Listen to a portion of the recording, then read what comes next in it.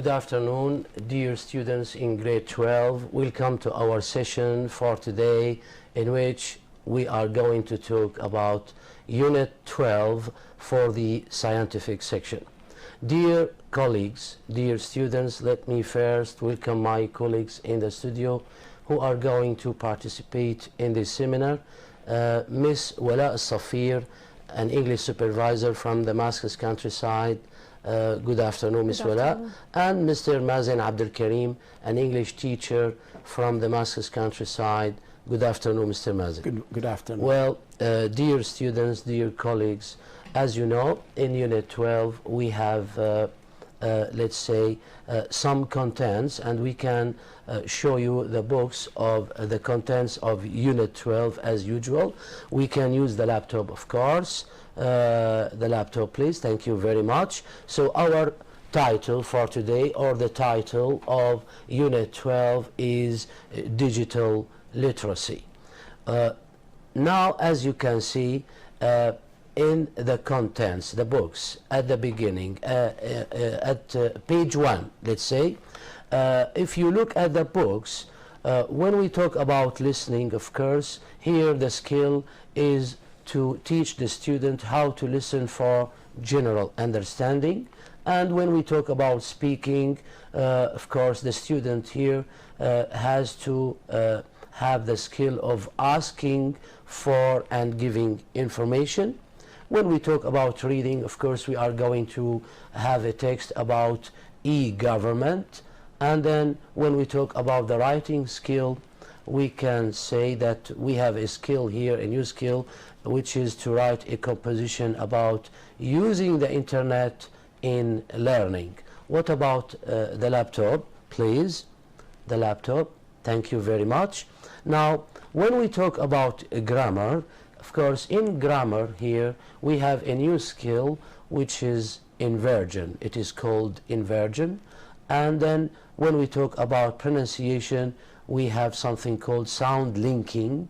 And when we talk about the vocabulary, we have some phrasal verbs, some new phrasal verbs in this unit. And in everyday English, we are going to learn how to ask for and giving and refusing permission. How to give permission and how to refuse permission. When we want to give permission, what expressions we can use, and when we want to refuse permission, what expressions we can use in this situation. So let me first, before we start our seminar for today, dear colleagues, let us watch this video. Is the laptop ready? The video, please. The video, thank you. Okay, let's start the video, then we can have some comments.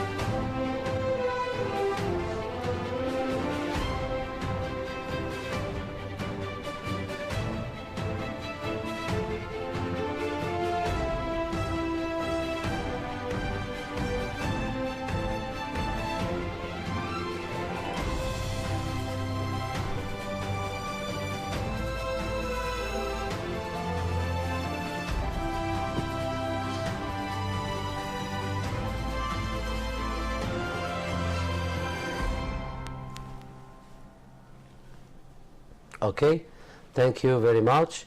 So after watching this video, dear students, I'm sure that you have got the main idea of our unit for today.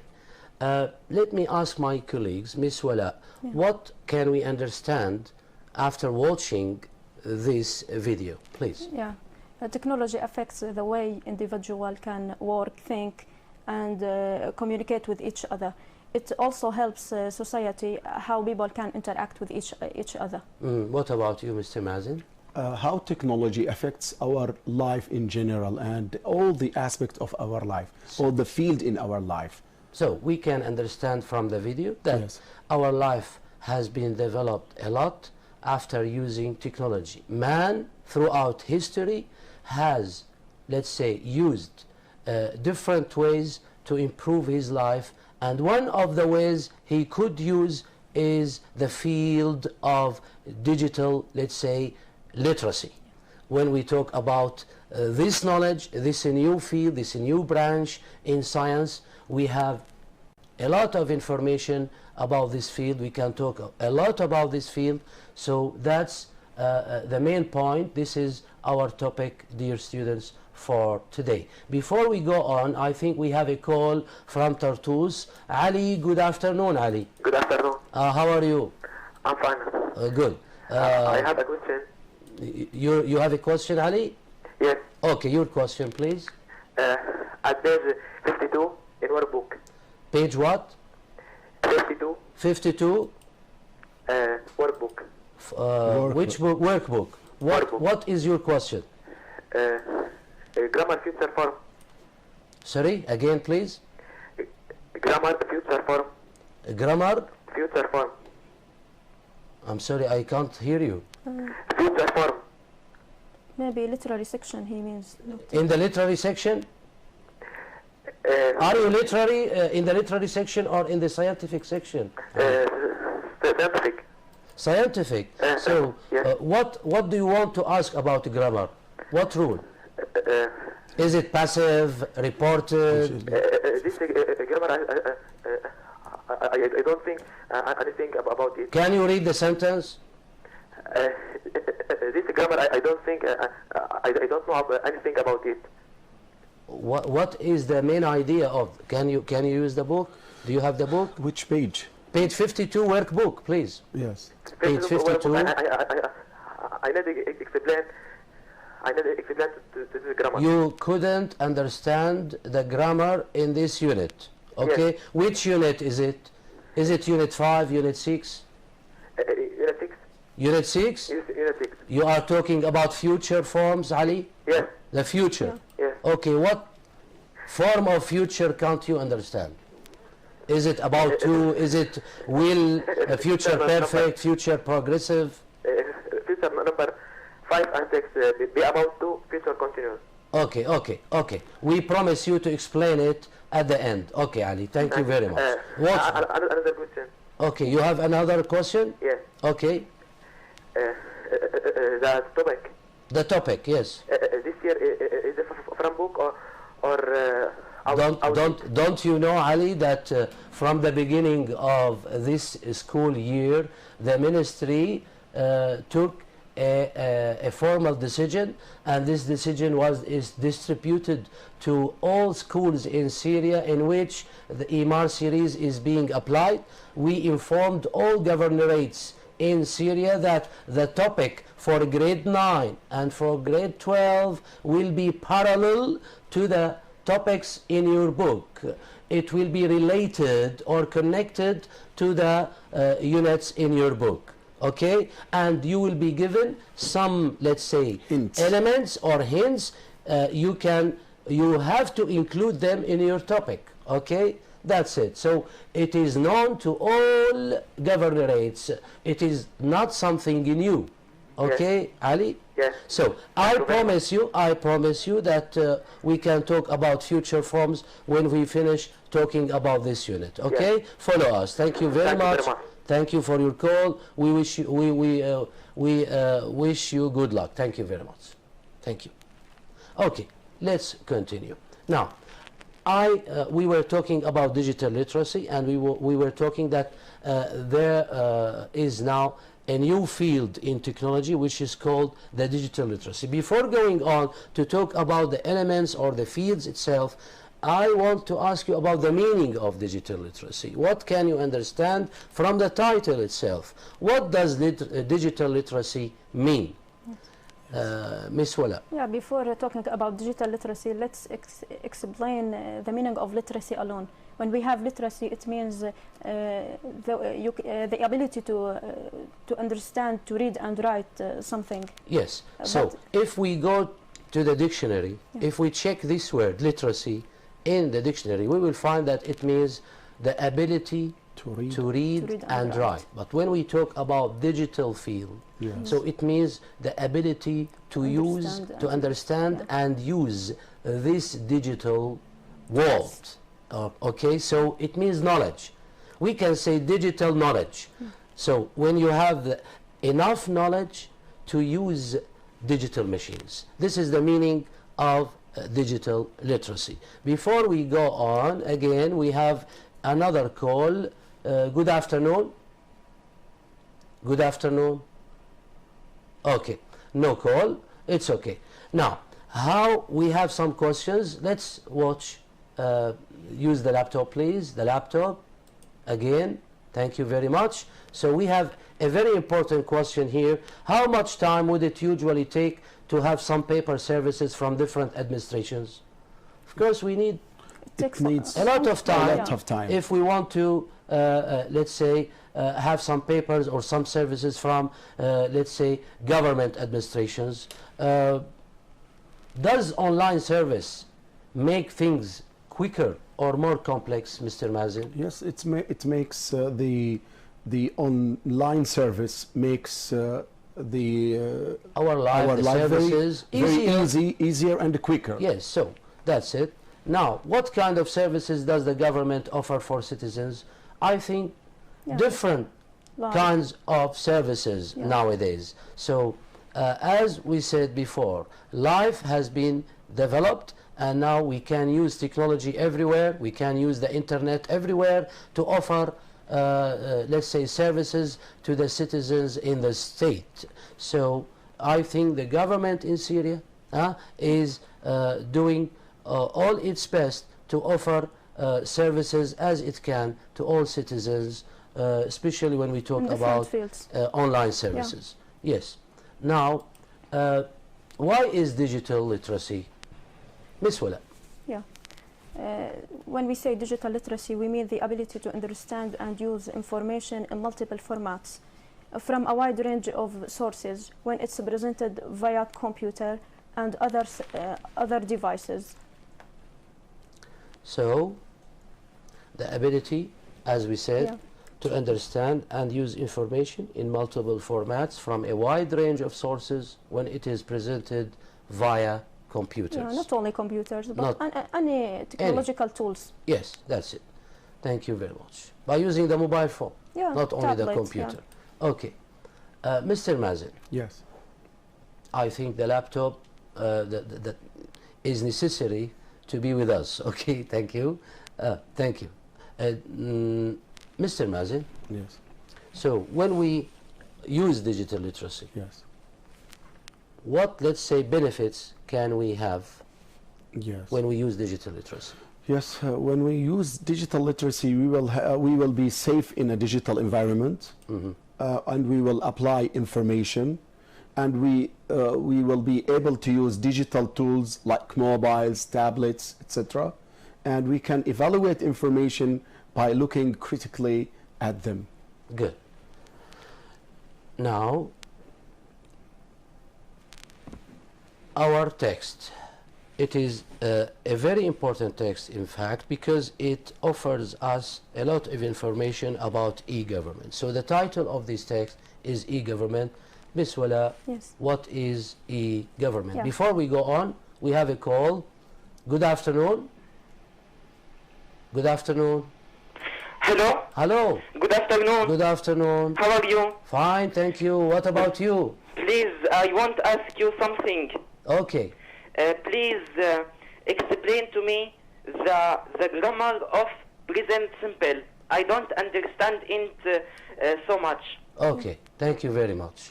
I've a question else. The unit 3 in the... Are you in the baccalaureate? Yes, I'm in the 12th grade. Okay, 12th grade. But I have a question. Yes, the unit 3 unit in 3. the book. Please explain me to me. Explain it to me. Okay, okay. Thank you very much. Thank you so much. Thank you, thank you. Follow us, okay? Thank you very much.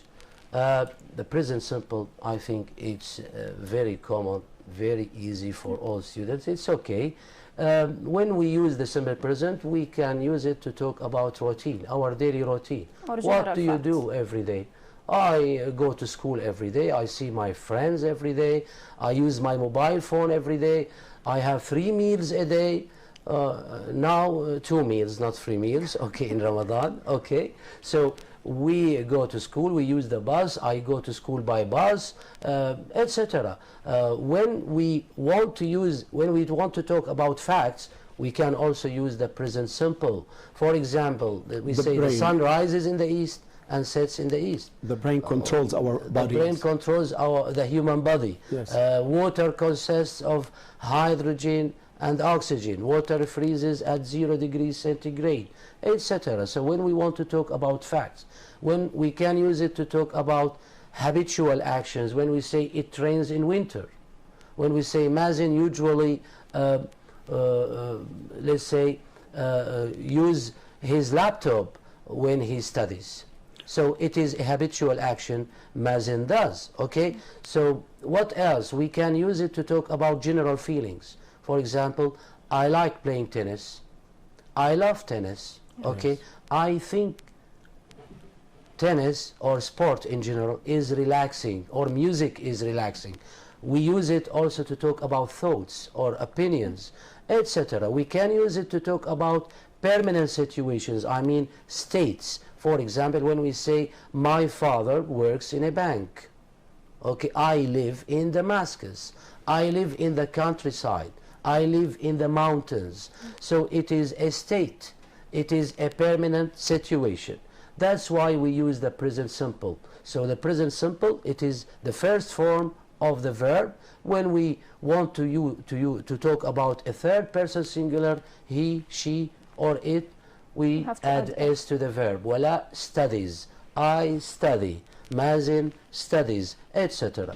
Thank you very much. We can go back now to the main text of this unit. What is e-government, Ms. Wala? Yes, when we talk about e-government isn't just about electronics, but about government as a whole. E-government isn't about computers and websites, but also about citizens and businesses. E-government isn't about translating processes, but also about transforming processes, making things more quickly. Yes. Yeah, so when we say e-government, we mean everything from online government services. Why? To exchange information and services electronically with citizens, not only citizens, maybe with businesses and other bodies of the government, in order to provide convenient services. Good.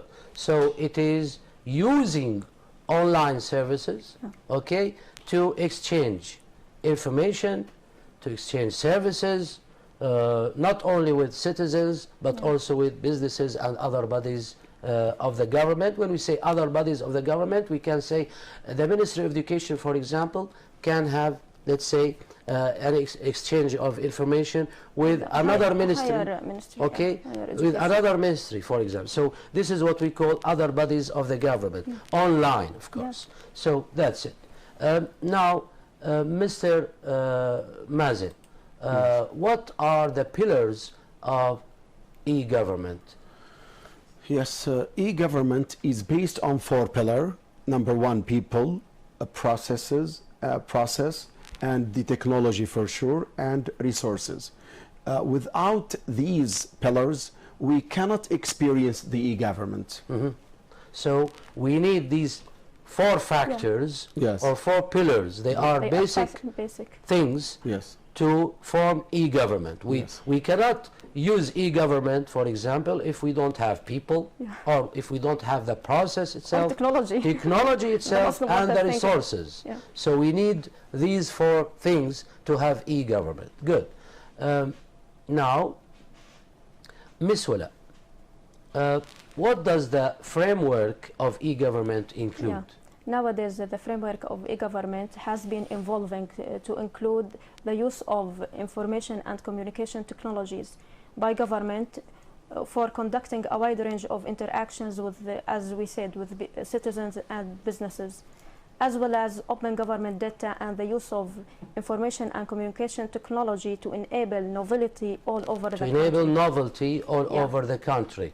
Enable novelty. Yeah. When we say novelty, It means creativity, anything new. Creativity. Yeah. Okay, anything, newness. Yeah. Yes, it is the newness The of novel things. from Yes, everything which is modern. Yeah. Yes, Up so to date. It is, I think, the duty of the government, let's say, to use everything modern in the society. So when we say to enable novelty all over the country, means to modernize everything all over the country. Good. Another question, Mr. Mazen. Yes.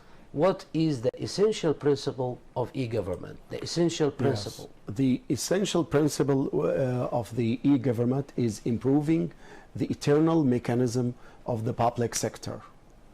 Improving the internal mechanisms of the public sector. Yes. So what do we mean when we say the public sector?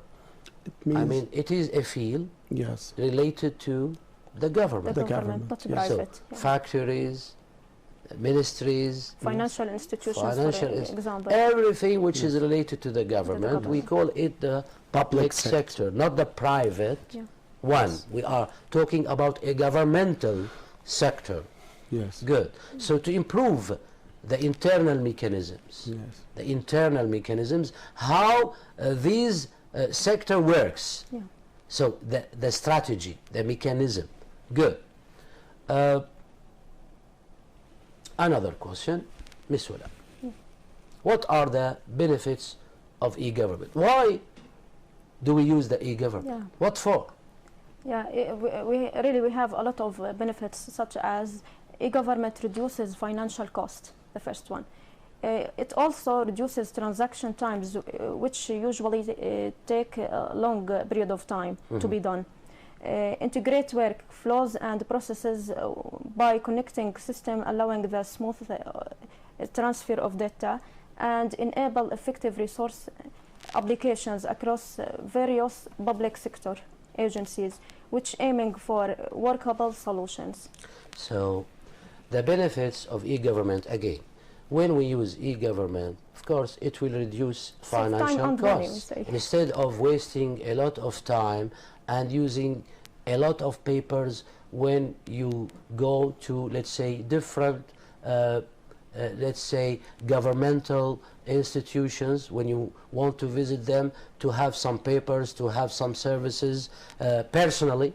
Instead of going personally, okay, you can use online web, applying online, yes, and have these services online. So of course it will reduce cost, it will reduce time, and there will be integrated work between all, as we said, governmental bodies, and again it will enable effective resource applications, as you said, across the various public sector agencies. Why? Because aiming for workable solutions, because to find, let's say, to find workable solutions, practical solutions, better solutions for our problems. That's it. So another question, Mr. Mazen, what are levels of e-government? When we say e-government, of course, let's talk about the field of work. How it works, let's say, who is it aimed for when we talk about e-government? What are the levels of e-government? We have the e-government to business, e-government to government, and we have e-government to consumer, to customers. We have three categories. So we have G to B, which is mean government to businesses. Yes. G to C, which government to citizens, or yes, to customers, consumers. Customers or citizens. Yes. We can say that. And government to government, yes. Ministry to ministry. Yes. The bodies of the government can use the e-government to exchange information, right? And we can use it to businesses, we can use it to customers themselves. Individual. Good. So this is what we call the integration. Now, another question. What does G2G involve? Yeah. This one. Government to government is a relationship between government agencies. We use it, it's so useful for sharing data between government agencies, departments or organizations, conducting electronic exchanges between governmental sectors and exchanges between the national, regional and local levels. So it involves sharing data or data, conducting electronic exchanges between governmental sectors, Yeah. and exchanges between the national, on the national level, on the regional Different level, levels. and on the local level. Good. So again, another question, Mr. Mazin. Yes. What does G2B include? So government to business includes specific transactions, example, payments, sale and purchase of goods and services. Another, service which include delivery online of business focused services. Good. And what about G2C? Yeah, G2C, it means government to citizen. It is the communication link between the government and private individuals. It compromises initiative designed to simplify people's interaction with the government as a consumer of public services and contribute to the consultation and decision-making process. When we talk about consultation, means to collect, let's say, opinions, Yeah, to have the opinion of someone, to have the point of view of someone. Yes. So To change the government opinions. sometimes, let's say, offer or let's say presents something in you, and it needs a decision. So it would be so Before making a beneficial decision. if we consult or if we gather information from the citizens themselves about this decision. So it will help, of course, in the decision-making process when we have consultation. Good. Now, have we experienced e-government in Syria, and how? Yeah. Mr. Mazin. Yes. Now we can talk about our own country. Yes. Okay. Yes, Syria has adopted this new technology, which is the e-government, to facilitate, to make it easy, to facilitate public services for its citizen. And this requires links to governmental organization that supplies services and information such as governmental documents, fees, etc. electronically. Good. So I think Syria has, let's say, adopted Embraced. this new Yes. technology and begun, say, to use it in all fields, of course, in all ministries maybe, and of course we are still going on this project in Syria to develop or to be developed as we can. It's applied well in education, especially the virtual university in Yes, Syria. yes, So we yes. have e-learning. When we talk about let's say e-learning, Yeah, we can talk about virtual, virtual universities. universities. Yes. Yes. So it it's is applied. applied. Yes, in education And in economics also. and in economics, in different fields. Yeah. Now, we have an exercise. Let's do it, please, Miss Wala. We have to match the words with their meaning. The first one, effectiveness, it means the act of producing a successful result. Novelty. Okay, next one. Number two. Yes. Number two, novelty, which means being new, different, and interesting. Yeah. 3, transaction, it means a business deal such as buying or selling something. It's a deal. Yeah. Yes, it's a deal, business deal. Yes. Number 4, transparency, which means the business deal The with. quality of something. Yeah, Okay. B. To Yes. make it easy Yes. to understand. Quality of something to make it easy to understand. Yeah. So transparency. Yeah. Yes. Liability, it means the state of being legally responsible. Purchase. Purchase, the act of buying something. Initiative, it means a new plan for achieving a particular purpose. And consultation. The discussion with the group of people before making a decision. You see, that's it. This is the meaning of consultation. Thank you very much. Now, again, we have another exercise. Okay, go on. Yeah, we have to correct the following statements according to the text. The first one, information technology can reduce the effectiveness of government bodies. No, it can't reduce. Information technology can increase the effectiveness of government bodies. Yes. Number two, financial costs and transaction times will be increased by applying e-government. No, it's false. The e-government will reduce financial cost and transaction times, integrates workflows and processes. Yeah. Sharing data and conducting electronic exchanges between governmental sectors can be done through government to customer service. No, it can be done by or through government to government service. Good. Yes. Number four, e-government has already been applied in the Syrian government sector. No. Syria will witness a great progress in all fields in the coming years. Okay, e-government has already been applied in some sectors. Yeah, but not in in a all, wide range. not in all sectors. So, in some sectors, we can again rewrite the sentence this way. We can say in some sectors, some governmental sectors. Yes. So it will be correct again, and we can say Syria will witness a great progress in all fields in the coming years. It's okay, but I think the first one is better than this one. Okay. Next.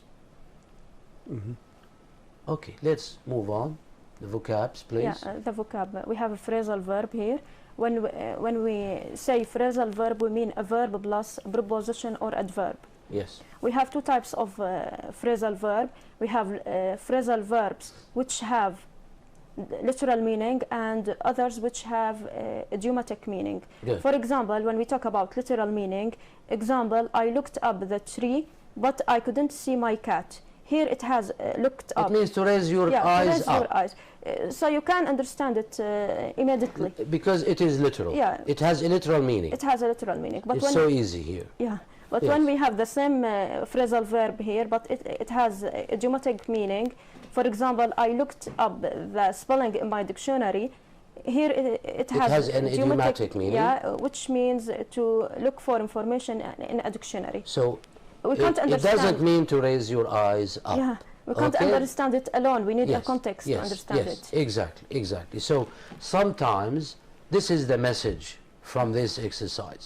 We want the student to know that some phrasal verbs have literal meanings and other phrasal verbs have, let's say, idiomatic meaning. You cannot understand them word by word. You need to read it through the context in order to understand the meaning of this phrasal verb.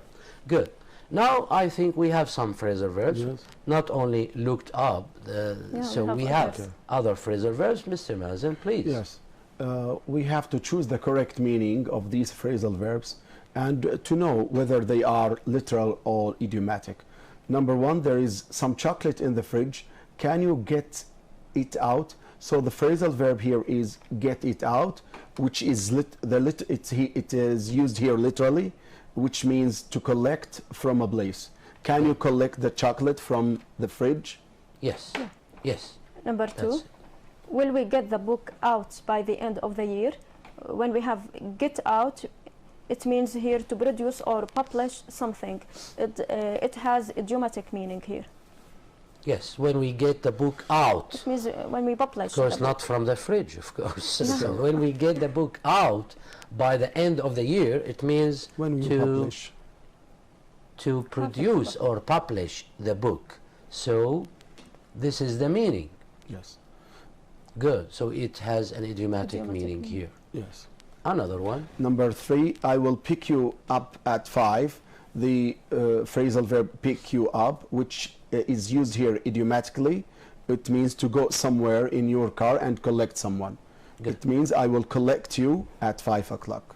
Good. So wait for me. Yeah, number 4. Why is the towel on the floor? Please pick it up. Here, pick it up, it means to take hold of something and lift it up. It has a literal meaning. Yes, that's right. Thank you very much. Now, Number, another yes, Another one, group. please. yes. Number 5, put on something warm.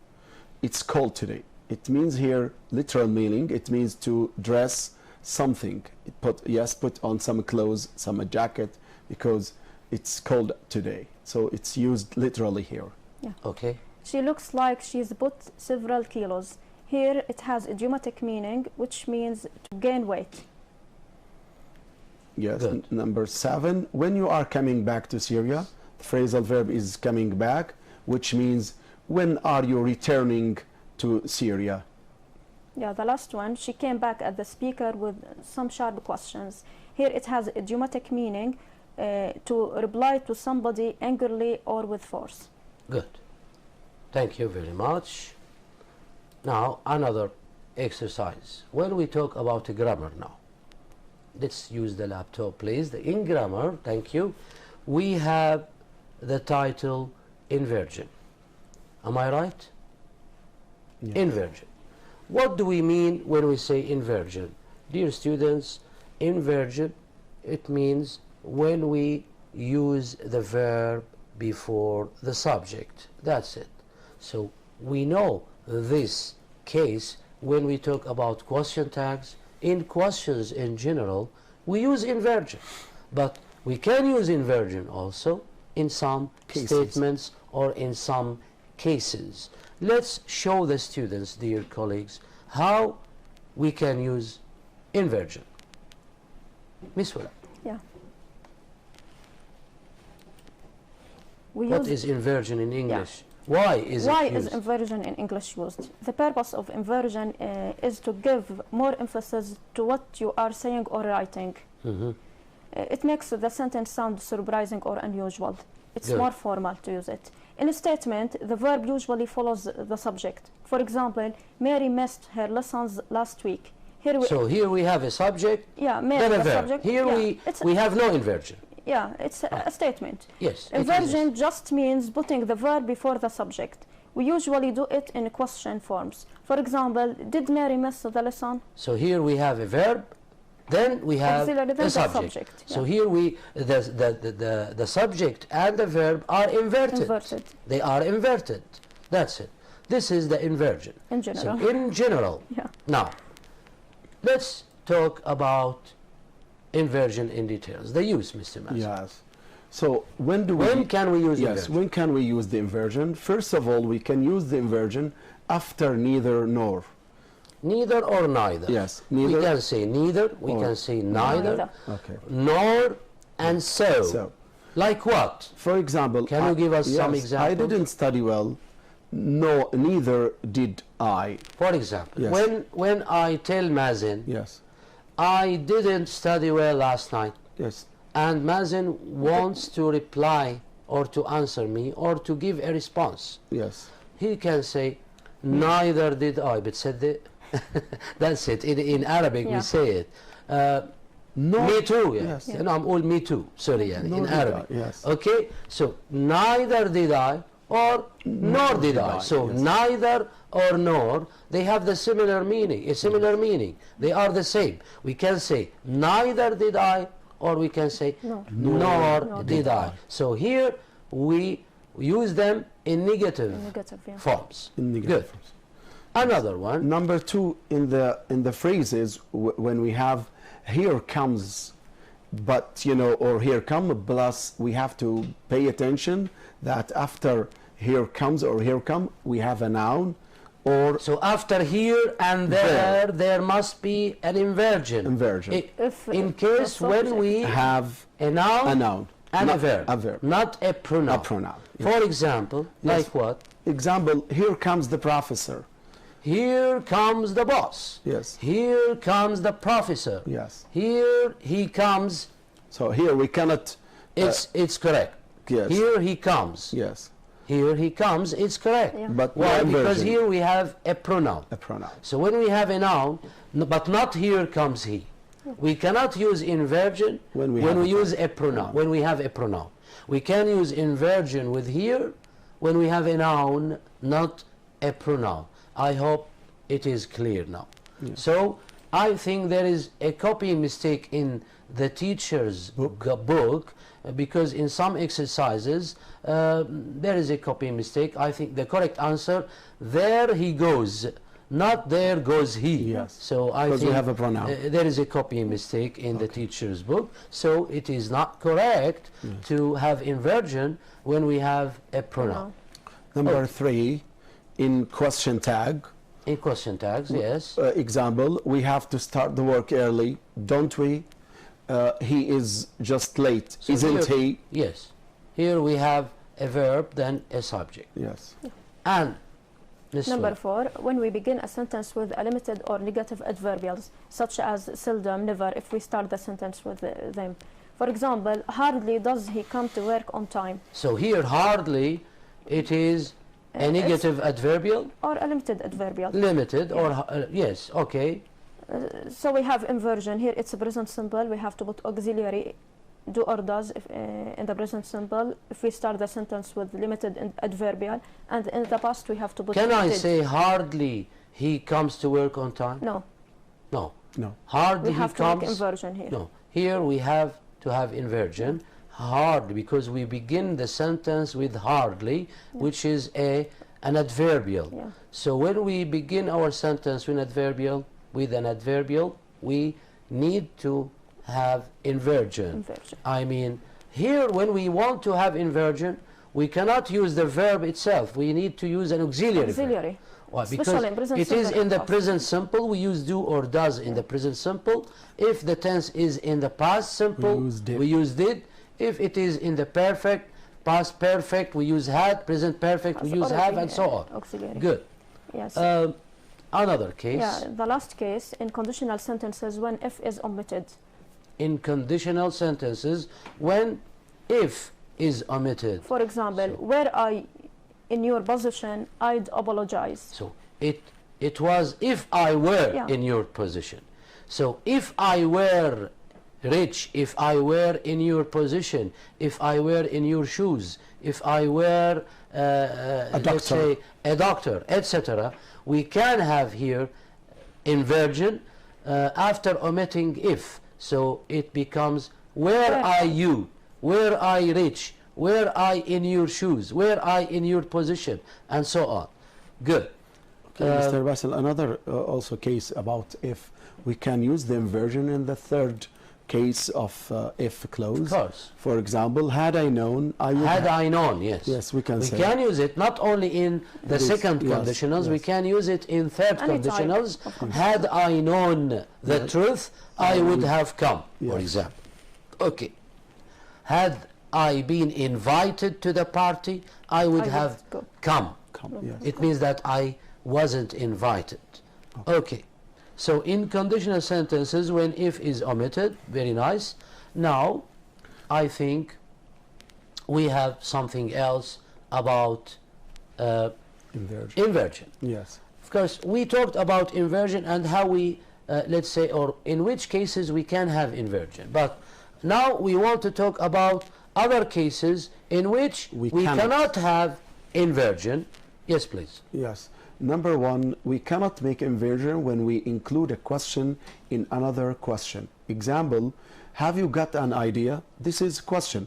But if we have a question inside this question, have you got an idea where my glasses are? So, the first question, have you got any idea? We have Yes. inversion at the first This one. is the first question. Yes. And of course, we must have inversion, Inversion. because it is the main question. Yes. Now, we have another question. Where? Are my glasses? So, if we want to include the second question in the first question, there is no inversion. We cannot use two questions without inversion. So here, the first one, have you got any idea where my glasses are? no inversion in the second question. Why? Because it is included in the first question.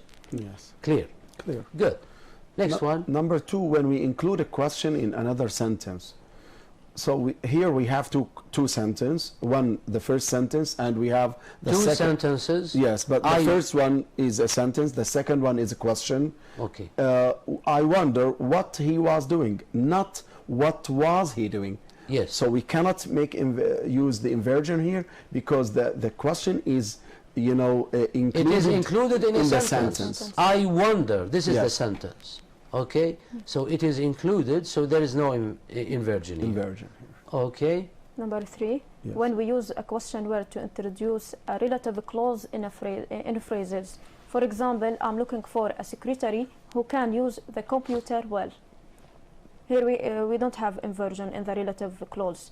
The last one, in indirect speech, when we report the questions. So we have here a direct question, have you visited the castle before? Here we have inversion because it's direct. But if we make it indirect, he asked me if I had visited. We No can't say if had I visited. Of course, Yeah. of course. Here, no inversion at all. Good, good. Thank you very much. Now, we have an exercise. Let's do the exercise, please. Yes. Choose the correct answer. Rarely anyone using carriages nowadays. So the answer is rarely will you see anyone using carriages nowadays. Why? Because the we have sentence begins with rarely a negative adverb. adverbial. Yes. Rarely will you see. Yes. Yes. Anyone using carriages nowadays. Yes. Good. The second one, only after. Here we start the sentence with the negative adverbial. We have inversion, so the correct answer is C. Only after did he graduate, he traveled to London to study. Because we have only after. Yeah. Yes. Negative. So we are trying to focus here on the period of graduation, maybe. After this period, after this occasion, maybe. Only after this, he traveled to London to study. we have emphasis here. So the speaker here wants to have some emphasis on this occasion, and he wants to say, only after this occasion, okay, he traveled to London to study. Yes. He didn't travel to London before. Yeah. So this is the meaning here in general. Yes. Mr. Vassel, here can we say also only after had he graduated that he traveled to London to study. Only after had he graduated, Yes. he traveled. Yes, we can say that. True. We can say that. It is true. We can use Past perfect. the past simple, Or and we can use the past perfect. perfect. Yes. We, I think, in previous seminars we talked about the simple past and the past perfect, yes.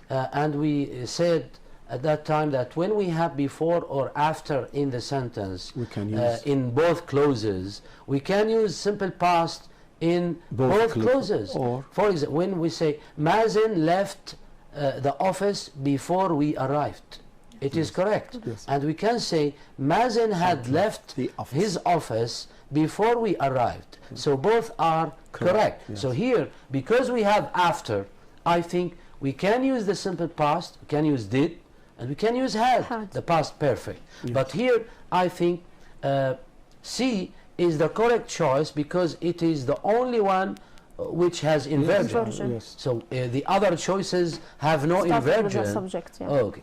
So Okay. they are not correct. Yeah. Number 3. Number 3. Have you any idea where can I meet, where I can meet, where do I meet, where have I met? So we cannot use here the inversion because we have a question included in another question. So the answer is B, where I can meet Sammy. Good. The last one, my mother asked me if I. Here we have a reported question. We can't use A because we started with had. The correct answer is B. I had visited. We can't choose C even if it starts with the subject because it's reported. We can't use will here. It is included here. Yes. And No inversion. no inversion. Yes. Number 5, there, to hold a meeting, there he goes. we cannot use the inversion. I think this is the sentence I which, talked about a few minutes ago. yes, yes. Maybe there is a copy mistake in the teacher's book. Here there is no inversion because Yes. we have a pronoun, A pronoun. not a noun. So the correct answer is There he goes. there. B. It is B, B, not yes, A. yes. So there is no inversion here. There he goes to hold a meeting because we have a pronoun, as I said. Okay. Now we have another exercise about finding mistakes. Yes, please. Yeah, find mistake. The first one, seldom they go to the football match. Here we start the sentence with limited adverbial. It's seldom. We have to make inversion. It's present simple, so we have to put do. Seldom do they go to the football match. Good. Number 2. Number 2, hardly the play had started when there was noise. So here also we have to use the inversion. There is a mistake here. A mistake. Hardly had the play started when there was noise. Number 3. Yes. Yeah, sorry. I wonder, what are you doing? Here we have a question inside a sentence. We don't have inversion. So the correct answer, it must be the sentence. I wonder what you are doing. Not what are you doing. Yeah. Yes. Number 4, I were you, I would study more. So here, if it close and It is omitted. There is no omitted, if here. there is no if. So we there have- must be there must be inversion. Inversion here and The inversion. answer is where are you? I would study more. Yes. Yes, number 5, he asked me, what is the time? Here we have reported the question, we don't have inversion. So the sentence will be, he asked me what the time is. Good. And the last one? Do you know where is my mobile? So it's correct. It's correct. Do you know where is? So we cannot use the inversion here. Sorry. Do you know where my mobile is? There is no question here. Yes, no question. Because we have two questions. Two questions. and One included in another. No inversion No in the inversion. second Second question. one, yes. Very good. And now when we talk about pronunciation, I think we have some time. We have 5 minutes. Please, let's give an idea, a clear idea about sound linking. Yeah, sound linking is a way of joining pronunciation of two words so that they are easy to say and flow together smoothly. The sound like they are just one word. We So link them sound linking means to join, to join two words. the pronunciation of two words together because they will be easy Easy to say. be said, and there will be a flow of speech in the speech. I mean, our speech will flow smoothly, right? For example, let's have some examples. What do we mean when we say sound linking? Yes, please. Yes, when we mean that the consonant to vowel linking is when one word ends with the consonant sound and the next word begins with the vowel sound. The words are linked together. Example: first of all, I'm going to book a ticket. First of all, look here. First of all, so directly from the T to O. First of all, So, I'm going to book a yes, ticket. all, as you can see, dear students, all the sounds on the left are considered consonants. Yeah. And all the sounds on the right 20.